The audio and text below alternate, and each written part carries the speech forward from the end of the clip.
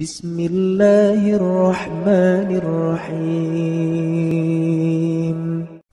Ada orang berpendapat, kata dia kalau dia sudah sholat, dia tidak lagi di masjid bumi asri, sudah naik ke Sidratul Muntaha. Aku kalau sudah sholat, sudah putus makrifat, udah tak ada lagi nampak, aku udah tinggal aku sama Tuhan aja lagi berdua. Sekarang kita tengok sahabat Nabi SAW. Waktu itu Nabi sakit. Waktu Nabi sakit, maka imamnya Abu Bakar. Mereka pun sholat, imam Abu Bakar. Tiba-tiba Nabi datang dari kamarnya. Mohon maaf, ini mimbar, ini mihrab, kamar Nabi di samping. Mohon maaf, inilah agak-agaknya beginilah makmum. Tiba-tiba datang Nabi dari kamarnya. Makam Nabi yang sekarang itu kamar Nabi.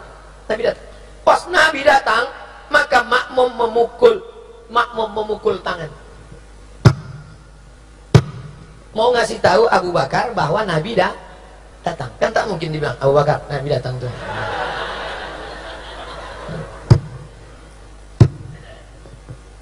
Apa pelajaran dari hadis ini? Bahwa sahabat itu sadar. Bukan dia naik ke Sidratul Muntaha. Sahabat Nabi yang disebut dalam Quran yang radhiyallahu an tetap tidak berpindah tempat. Sadar dia bahwa ada Nabi datang. Tiba-tiba orang yang baru ikut bersuluk 2 kali berzikir, oh ini Ustaz ngejek tarekat ya? Enggak, saya pengamal tarekat Naqsyabandi, saya pengamal tarekat Syattariyah, saya pengamal tarekat Syaziliyah, saya ambil sanadnya dari Syekh Muwaffaq. Tapi tidak yang mengada-ngada cakap, membuat-buat. Kita ini berdasarkan ilmu, bukan kita pergi ke alam lain. Kalau ada orang ngaku aku tadi sholat tak kemana, jadi larikan jin itu. Dia tetap sadar di tempatnya. Hadis yang kedua, Nabi sedang sholat jadi imam.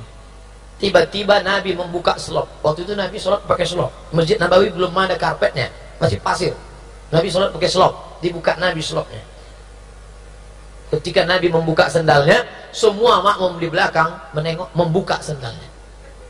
Assalamualaikum warahmatullahi wabarakatuh. Assalamualaikum warahmatullahi wabarakatuh. Nabi tengok sendal berserak-serak di belakang. Lalu kata Nabi, kenapa kalian buka selop kalian? Kata sahabat, kami tengok kau buka selop, kami buka selop kami. Apa kata Nabi?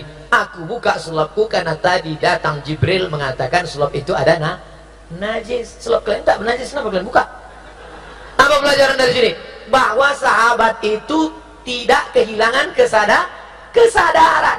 Dia tetap menengok sendal Nabi lepas. 3. Uqtulul aswadaini fis shalah. Kalau kau sedang sholat, bunuhlah 2 yang hitam. Terus sedang sholat, bunuh 2 yang hitam. Apa yang dimaksud 2 yang hitam? Al-af'a wal aqrab. Aqrab kalajengking, af'a thu'ban ular. Artinya apa? Waktu sholat mata terbuka. Coba tutup mata. Tiba-tiba datang anaconda. Sholat tidak kehilangan kesadaran, tapi sholat orangnya tetap mengingat Allah. Udah jelas. Ini untuk membantah orang yang mengatakan bahwa dia khusyuk sampai hilang kesadaran.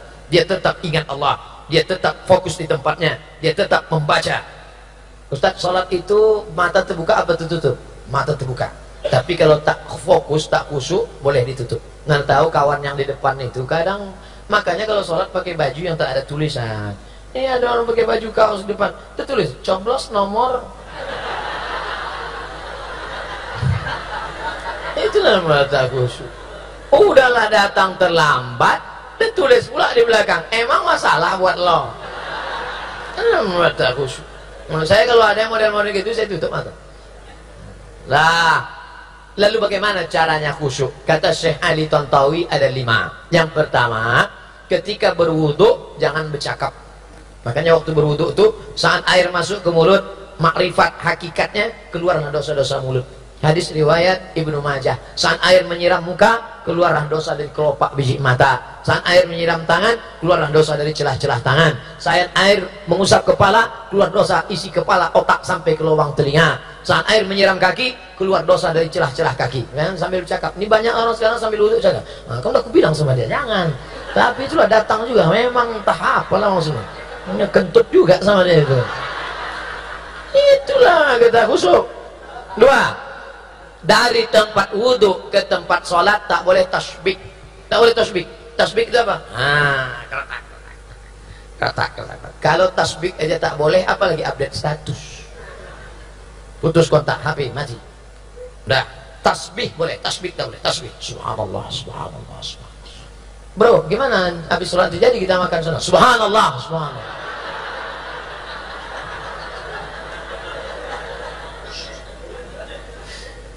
Tiga, sambung seruan azan.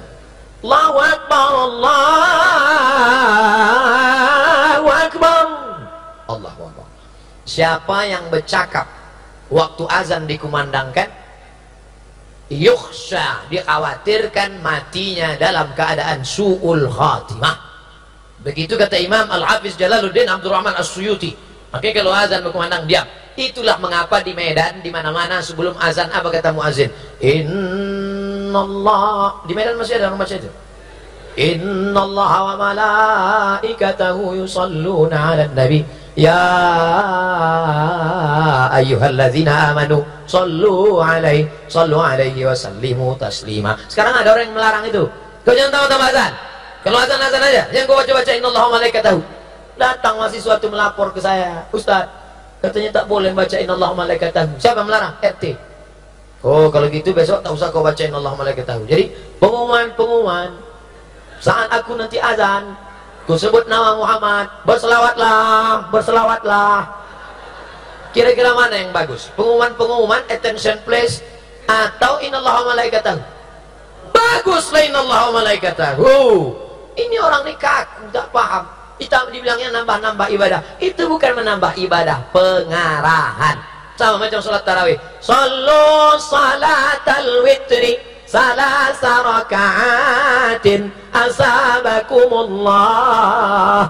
Itu bukan nambah-nambah ibadah. Itu kan pemberitahuan ganti gigi dari tarawih ke witir. Karena orang di belakang banyak tak tahu. Coba kalau tak dibuat begitu, emak-emak di belakang kan nanya, Pak Imam, ini apa nih? Witir. Tiga, empat. Pertama, waktu wudhu jangan cerita. Kedua, dari tempat wudhu ke dalam jangan tasbih. Ketiga, sambut seruan azan, jaga khusyuk. Keempat, mulut membaca, hati mengingat. Inna sholati wa nusuki wa mahyaya wa mamati. Apakah Nabi Muhammad itu kalau sholat mulutnya bergerak? Dijawab oleh Khabbab ibn al-Arth, naam. Nabi kalau sholat mulutnya bergerak. Dari mana kau tahu mulutnya bergerak? Bittirabi lihiyati, karena aku tengok jenggotnya bergoyang. Kenapa jenggotnya bergoyang? Karena dagunya bergoyang. Banyak sekarang orang sholat diam aja mulutnya. Dah apa dibacanya? Baca inna salati wa nusuki wa mahyaya samiallahu liman hamidah. Yang kelima, pahami bacaan. Saya tak nyuruh menerjemahkan, yang diterjemahkan cukup dipahami saja. At-tahiyatul mubarakatus salawatut thayyibatu lillah. Assalamu alayka ayyuhan nabiyyu wa rahmatullahi wa barakatuh. Wassalamu alayna wa ala ibadillahis salih. Salat ini macam orang nyetir mobil. Sudah agak naik ke, macam naik motor juga, agak naik masuk begitu. Macam meniti pematang tanah liat di tengah sawah. Jatuh, naik balik, jatuh, naik. Jangan jatuh masuk kolam semua belak nanggung ikan dalam. Dah, ini kertas terakhir. Ini panitia udah risau nih, tim udah risau ini karena pesawat dah mau berangkat. Saya cuma mau bilang, saya pernah mimpi satu majelis sama Habib Rizik, makan sama Ustadz Somad. Allah menyuapi saya langsung dari tangannya. Itulah mimpi yang paling indah. Ya Allah, masukkanlah Ustadz Somad ke dalam surgamu. Biarkan Ustadz Somad memilih. Yang mengirimkan surat mimpi jumpa banyak. Yang mengirim ke WA juga ada, saya simpan screenshotnya banyak. Tapi sampai sekarang saya bersyukur sama Allah, yang banyak menceritakan mimpi jumpa sama saya ini 3, laki-laki, anak-anak, sama nenek-nenek. Belum ada anak gadis lagi.